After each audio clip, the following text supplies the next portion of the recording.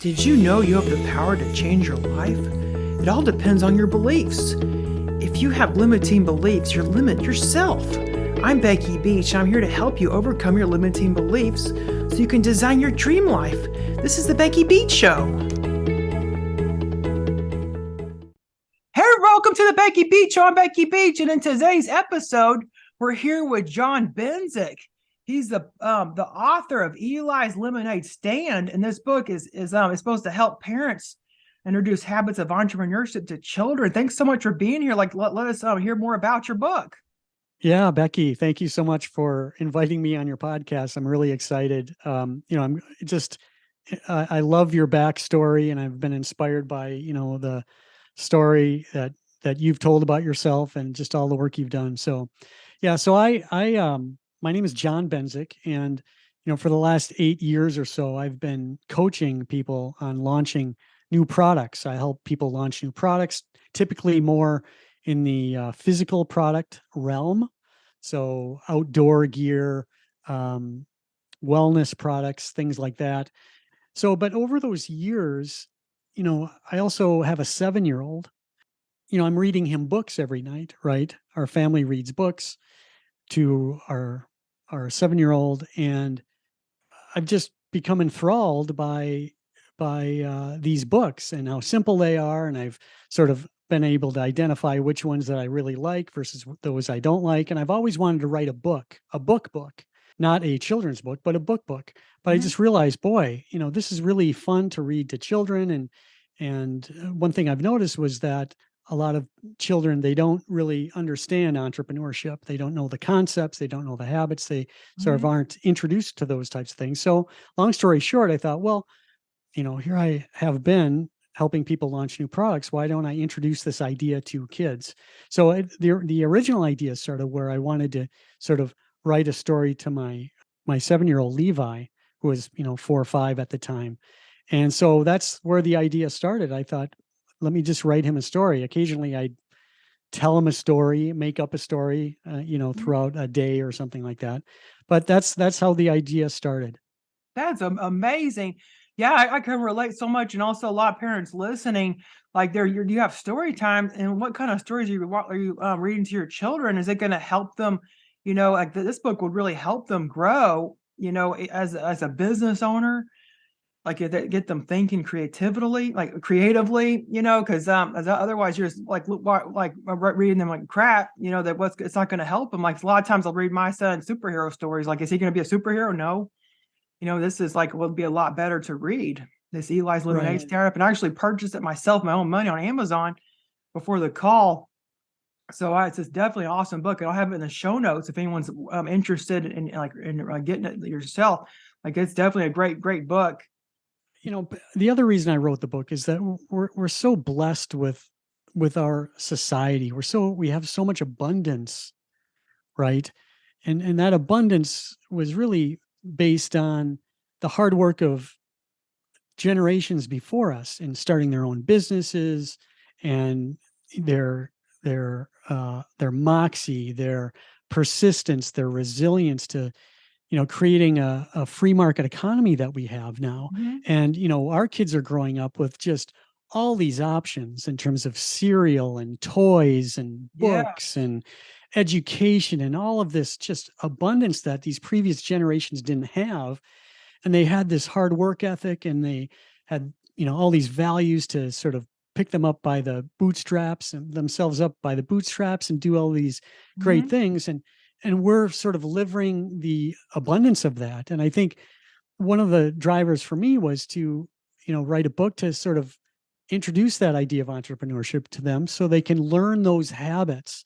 Otherwise, I don't know if you see this, but maybe it's just me, but I think there's been a trend overall for parents to do too much for their kids, right? And because they want to maintain friendships with their kids, and they sort of do all of these things for the kids. But I think that's a very loving thing to do. But there's the downside of that, right? Which is if you do too much for them, you're sort of taking away from them learning how to solve their own problems or take initiative or build resilience and build Mhm. confidence in themselves and that sort of thing. So we sort of by doing those things, helping them too much, I've just seen this pattern, and I'm guilty of it too. We sort of rob our kids from building those habits, which tend to be entrepreneurial, problem solving, initiative, being grateful for what you have and things like that. So Mhm. that was another Yes. real reason where I thought, to help eliminate, to a very small extent, that sort of entitlement attitude that some kids might have by having so much at their fingertips. So just introducing that idea of, scarcity and doing more with less, and Mhm. just sort of planting that seed for them, giving the opportunity that discomfort isn't necessarily a bad thing, right?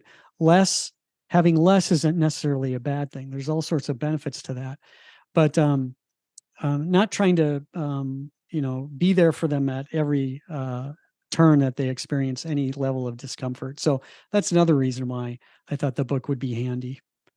Oh yeah, I totally agree. Like a lot of people these days are raising snowflake children, like you're getting at. They just don't let them, like lose. Like even they have like participation trophies, nowadays. Like no one wants to lose or win, because they're just afraid they're gonna hurt someone's feelings. Like everybody's just too worried about getting feelings hurt. But like this book's definitely awesome. Like when I was little, I actually was an entrepreneur then. I would like write little stories for money and also draw pictures for money. Like it was what was popular at the time was treasure trolls. So I would draw treasure troll pictures for kids at school. And That's I was great. paid like this one treasure troll picture. I made it cost $1, and then I would use the money to buy ice cream. See, that's terrific, right? That's a great way Yeah. to, you had that creative mindset, and to be able to nurture and to cultivate that in children, I think is great. You know, the other thing is the habits of entrepreneurship. As you know, they prepare kids for the real world, right? Developing the persistence, the problem solving, Hmm. and initiative, and recovering from failure, and trying new things, and not being so self-conscious about it. I think those are all sort of important for kids today. Plus, going forward with AI, artificial intelligence, Hmm. you know, um, it's basically going to take over the world. And so kids need to learn the idea of, creativity and value creation, right? Because automated intelligence, which is, like I said, is basically going to take over the world when our kids get a little bit older. Hmm. They'll I think the secret to growth in business and in life will be to really create new ideas and to imagine new things, Hmm. to introduce new products to people, new services, new solutions to solve real world problems, that sort of thing. So, by training kids, these basic habits, introducing them to these basic habits, you're basically preparing them for, the automated world that can't really do that value creation work. I so agree. Like I'm actually going to teach my son Brian how to code because I was a web developer for like 20 years, and my husband also develops code. We're going to teach him how to code, and we already have been purchasing coding apps that try to get him in the mindset of coding, Yes. because that way it'll help him, have a skill that he could use to even start his own business if he wants to, or just work for other people. Because coding, you never like I would go for like just 1 week without a job, when I was a coder, because they need people to do that. Like just it's amazing how many people they need to do that. Then there's like a scarcity of people that can these days. I agree. We were at a family festival about a month ago, and they had a booth set up for these kids, introducing them to the concept of coding. Hmm. And my wife and I think we took some information about it for our 7-year-old. I've always been curious about that. I think that's great. Oh yeah, yes, definitely. Because then he could like make his own apps. Because there's actually this app that we got, and you can actually draw. And then when you're drawing, you make your game, and then you take a picture of it, and then you heard of that? It's Pixate or something. I forget the name. But you take a picture of it, and you have a game on your app that you made yourself, like a game Yes. developer. Because Brian really wants to be a game developer, like we encourage him to be a creator. He's always creating his own games. Like he'll make his own card games and his own board games and his own video games. Yeah, I think that's great. And I think that just makes me think of there's all sorts of everyday moments that we have as parents to just be a little bit more alert and sensitive to those Mhm. opportunities that are out there to teach our children these everyday opportunities to be sensitive to the problems that they experience every day, right? And to get into the solution mindset, um, and have fun doing that. So I don't know, for example, if for my book Eli's Lemonade Startup, it's about it's a story about a little boy who was bored on a Saturday, hot Saturday, Mhm. and he just saw people that were trudging around and hot and mowing their lawns and doing lawn work, and he thought, boy, this is making me thirsty. I think I'm going to ask for some lemonade for my mom. And his mom brings him some lemonade, and then all of a sudden he has this idea: maybe if I offer lemonade to those in my neighborhood, I can, serve them and make a little money for a toy that I've always wanted. So the Great. point is that there's everyday moments that we can look around us and just teach our kids to be more sensitive to um, the problems that exist and ways that they can solve it. And I think you bringing up the point about your son Brian, right? Oh, yeah, yeah. It's like entrepreneurship is all about solving problems, Yes, like creative ways that other people haven't thought of. Because if you come out with a creative way to solve a problem that other people haven't come out with, that you can really cash in. exactly. And I think there's just so many ways to lead by example too. So just the idea of, the moms that are out there listening, I'm sure they're doing this better than I am, but just leading by example in terms of the basic core attributes of being an entrepreneur. You don't literally have to be an entrepreneur, but cultivating the habits of trying new things, recovering after failure, demonstrating a struggle, and just all those types of things that we can teach each and every day to our children. They just exist all the time, and this book that I have is just reminds us. It helps us focus in on those topics, right? That we can not only teach our children that, but it sort of reminds us as adults, right, that those basics can apply to us and maybe can reinvigorate or activate or be a catalyst to our own thinking, right? Because we can grow Mhm. as the older you become and the more you become adult, the more I think we are trained to not try new things and to avoid failure and to be on the straight and narrow and things like that. Um, but to activate that right side of our brain is good for us and for our kids, I think. Oh, yeah, I totally agree. Because like there's so much stuff out there now. Like for kids, like all these tablets. And because his parents use them as babysitters, or they put their kid in front of a TV set, and that doesn't really foster creativity. Like I'm always buying Brian. There's like these blocks called magnet tiles, where there's like these Yes, we little have tiles you them. put together. You can like build stuff with them. Like always encouraging that. And Legos. Like Brian doesn't like to follow the directions. Like we give him a Lego set, he doesn't like to follow the directions. He likes to make it the things himself. Wow, that's really interesting. And then He it likes ends to up looking personalize it. Yeah. cooler. Ends up looking cooler than what the set was supposed to be. Yeah, totally. Yeah. Yeah, I totally agree with that. That's good. Yeah, he just loves to build. So we really foster his creativity. And like, of course, he plays games and stuff, but he usually gets ideas to make his own games when he plays someone else's game. So let's talk about how you put this book together. I'm sure there's moms listening that may want to make their own storybook too.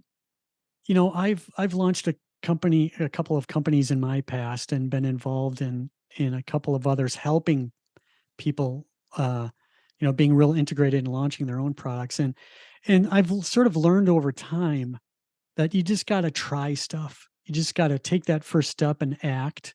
And so in terms of me creating this book, it was just sort of a quick idea that I had.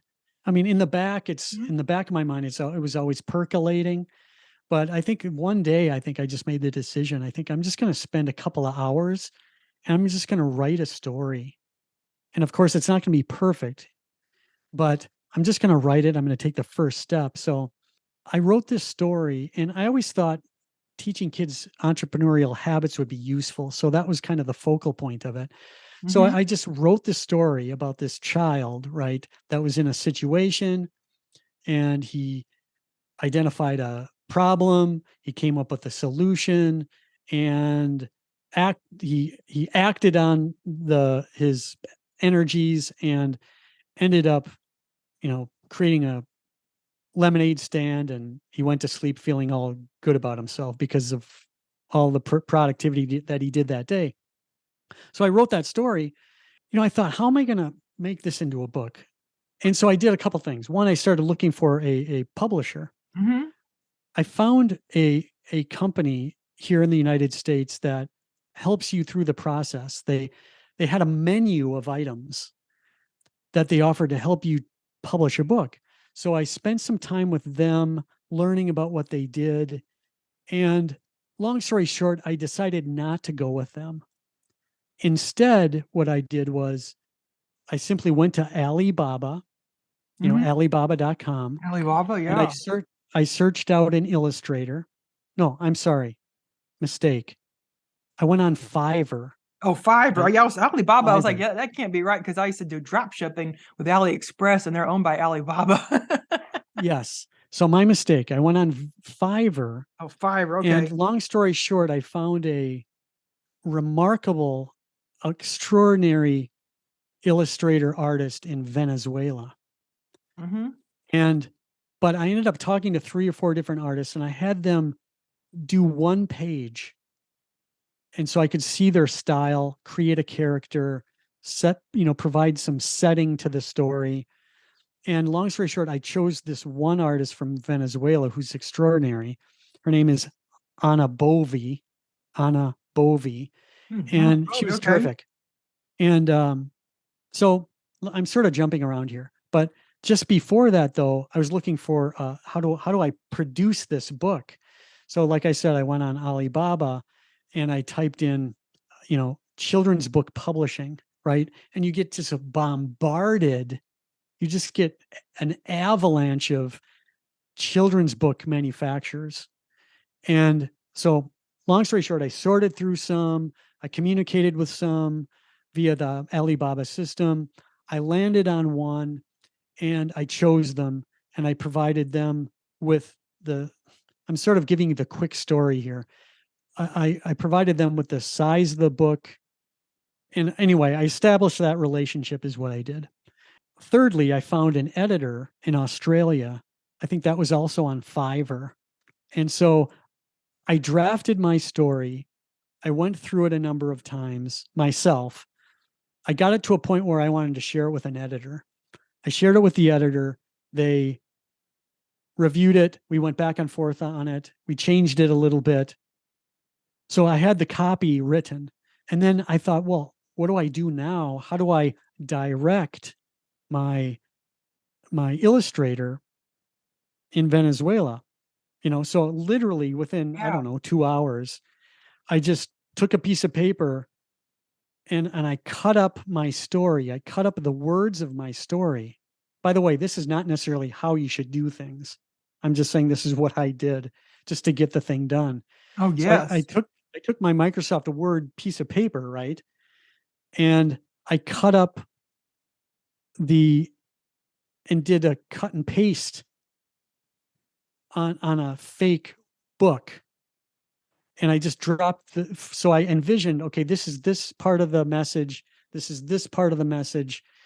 And then I gave my artist direction on each page. Like, you might want to consider, artist, to, put this kind of an image here and then this kind of an image there, and then turn the page. And then you might consider this image here and this image here. It was all for her to consider. Long story short, that's what we ended up doing. So I mocked this thing up, cut and paste, sort of an arts and crafts show in my office. Again, I wrote the story. I found an editor. They edited it.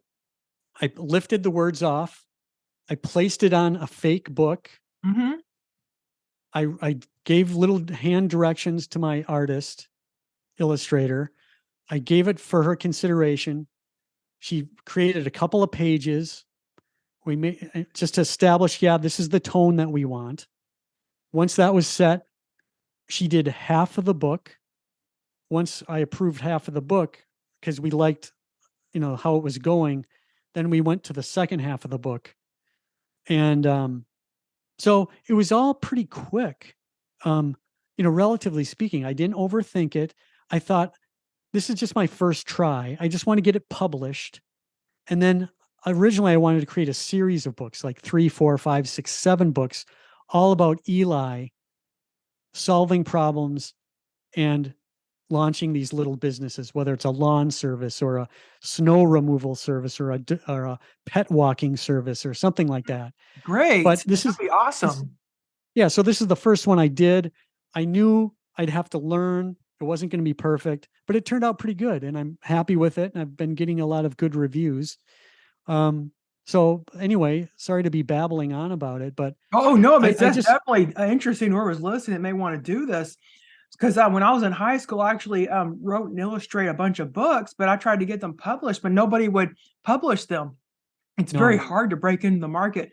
And my dad would send them out to all these publishers, but I kept getting rejections. So I got discouraged. I never wrote another book or illustrated another book again. yes, but it's a new day, right? That was back then. Yeah. Now you could run down to FedEx office or Office Max and practically create your own book, right? I mean, you might only produce 5 or 10 of them, right? But that's a good way to test the idea too, which is just do a mock-up, present it to some parents, have them respond to it, give you some feedback, make some changes, and then take it to the next step, right? For me, and this is what I encourage other people to do, just do it. Take what you know, use the skills that you have. Don't think that you got to develop a new set of skills, but just act now and learn as you go. And that's sort of what I wanted to demonstrate to myself, and as an opportunity here to share with others as well. That's how you get things going. And Becky, that's probably, maybe something you've experienced too with all of your work. Oh yes, I really like that theme of grittiness and getting things done, because if you don't do it, then somebody else will. Like if you don't have if you have a great idea and you don't do it, so someday somebody else will think of the idea and take it from you.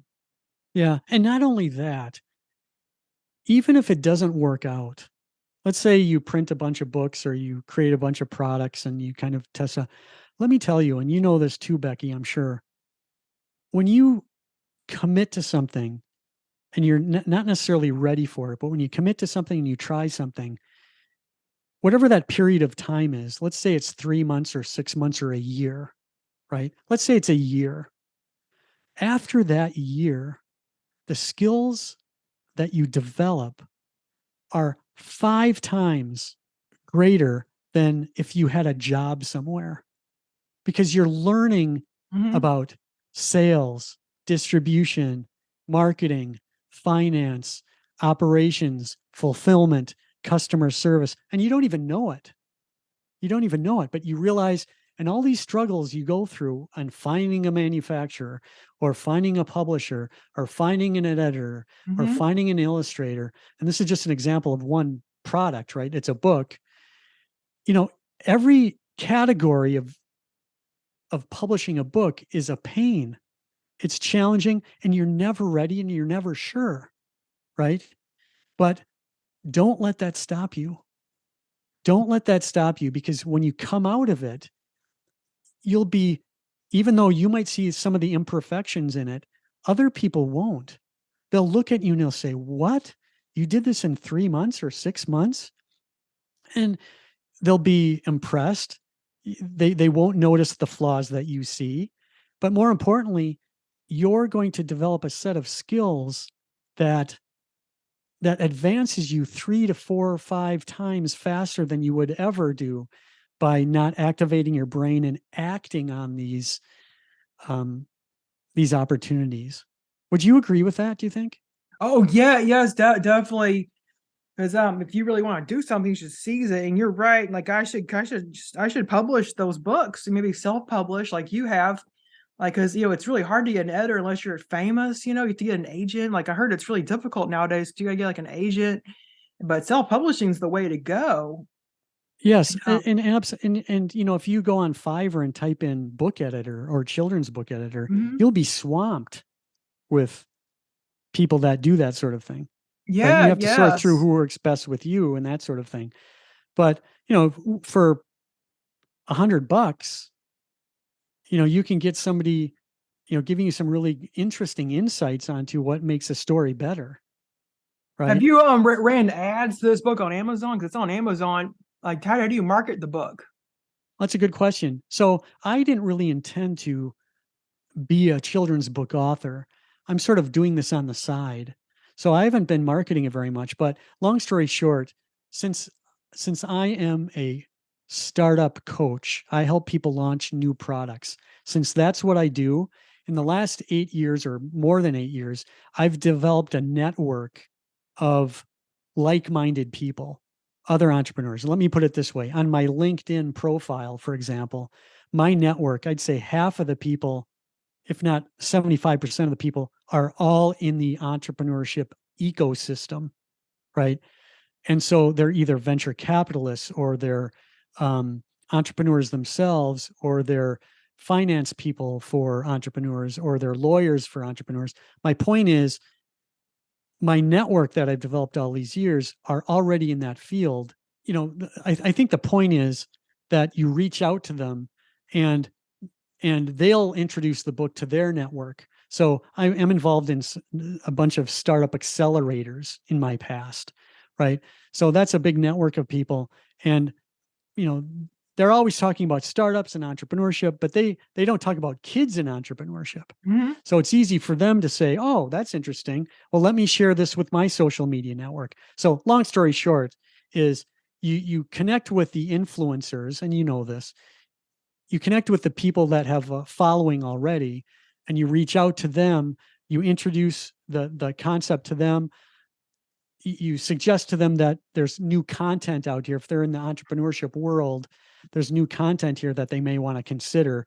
And they're looking for content as well. So Yes. you talk to them, and they in turn collaborate with you, and you become collaborators together and that sort of thing.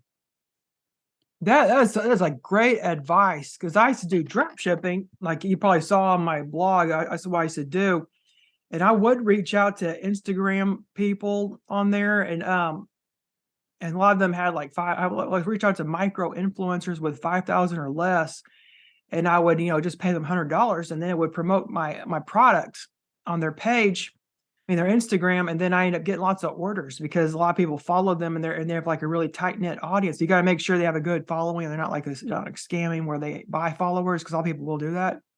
You Yes. got to make sure they have good that they have a lot of people commenting and liking on their posts. Yeah. And you also need to be strategic on who you choose. I mean, when I reached out to you, for example, you're a mother, you're a parent, you've launched your own company. So you understand entrepreneurship, you understand parenting, you understand the challenges it is to be a parent and launching a new product and trying to launching a new business and all of that. And so you want to connect with the people that you're genuinely interested in. And so, for example, when I read about your story, I found your blog post about the importance of teaching kids entrepreneurship habits, something along those lines. And that means I'm interested in you. You and I have something very much in common. We believe in the same values. So you reach out to these people, and we develop friendships and collaborations, and so we do it because we're not, the point isn't to sell anything, but it's to find a community of people that you can grow in friendship with, that Hmm. you want to be a part of, that you're inspired by, with the work you've done. And reading your story, I mean, your backstory inspires me, right? So it's just, there's a win-win all the way around. So you look for, for these individuals out there that inspire you, that you're motivated by, that you're interested in talking to. And I think that comes across, right? And then that proliferates, that has ripple effects in your life. And so, one of the stories about the book, the children's book that I wrote, and one of the things I'd be curious about your thoughts on this too, Becky, which is, when you start something, you develop these great friendships, that are lifelong Mhm. because you're in the trenches, you're trying new things, you're kind of struggling through the same things. And, one of the key lessons of this book is this kid starts a lemonade stand and he gets to know his neighbors. They get to know him. He gets to serve them. He gets to get himself out of himself. He gets to focus on other people instead of just himself by serving them. He develops all these friendships and it's just great. And I think that's just anyway, I'm sort of connecting it to the book, but when you identify these kindred spirits out there, everybody wants to help each other. And really it's about friendships in the end and relationships. Yeah, I totally agree. Yeah, because I started my business. I met so many new people that I previously did not work with. Like I have like all these new friends. They're mostly of them online. I've also met a lot of them in person.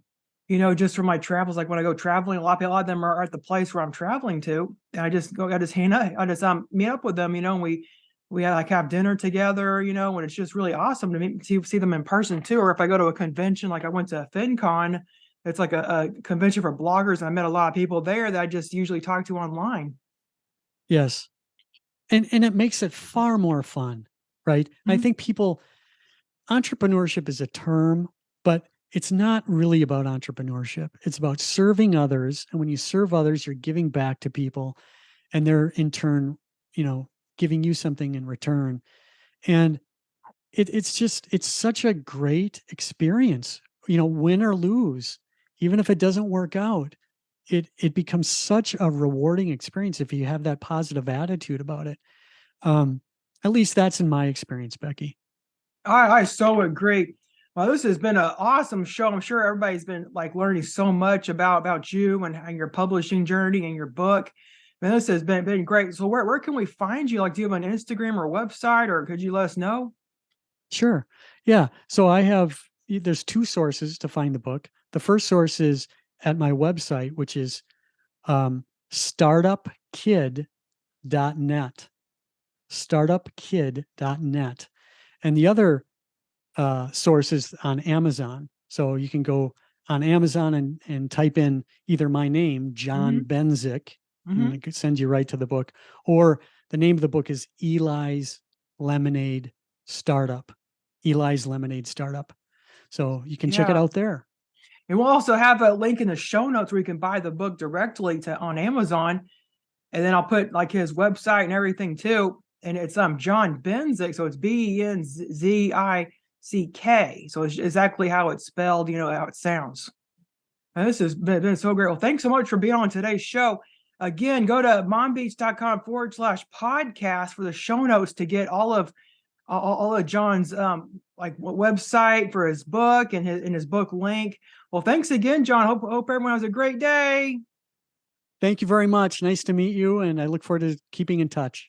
Thank you so much for listening to the Becky Beach Show. Please go to mombeach.com/podcast to learn more about my podcast and for show notes. If you want a 2022 free printable goal planner, please go to mombeach.com/subscribe. I hope you enjoyed today's episode. Have a great day. Goodbye.